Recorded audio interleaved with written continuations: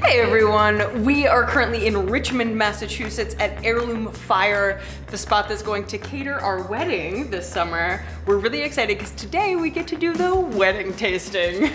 I'm hungry. Yeah, we definitely brought our appetites. Should we show them around? Let's do it. Welcome to our wedding tasting. So I don't know how all wedding tastings go. All I can do is show you our experience with Heirloom Fire. Here's what happens. First, we sit with James, the man behind Heirloom Fire. Aesthetic is incredibly important to us. You know, we don't have any plastic on site. We're going to be using vintage hopper or brass pitchers. He tells us what he's all about.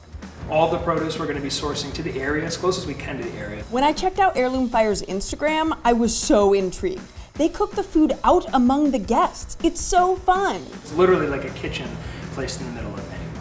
As we chatted, they wowed us with a cheese and charcuterie board.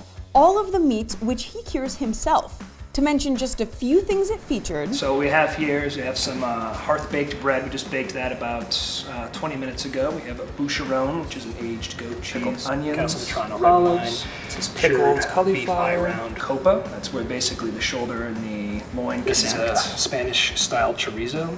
Then we talked about dinner and dessert and what our menu could be based on the fresh produce that season. We could do something like a simple strawberry cobbler or something in cast iron skillets in the fire. And on to what we could expect for our wedding dinner, all of which will be prepared outside over the fire among our guests. We have here's an einkorn risotto with roasted winter squash, and then next to it we have these Lorats. They're an heirloom variety potato. Boiled them, and then I smashed them and just cooked them really slow, and so they have this beautiful crust on them. Celeriac with Brussels sprouts and Jerusalem artichokes, but the celeriac I cooked in charred hay and salt crust. Of course, for the main course, lamb, and then we have, right next door, my neighbor was growing quince, so last year I put a bunch of quince, so this is a sort of quince sauce to go along.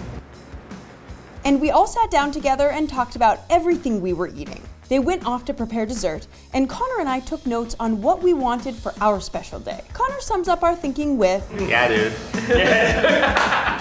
Then dessert time. Since it was still winter when we did our tasting, and he's all about seasonal. Basically something just simple within the season. This is a malted apple cake with a simple vanilla crema glaze with some hand-ground coffee poured through a Chemex. Wedding tasting success.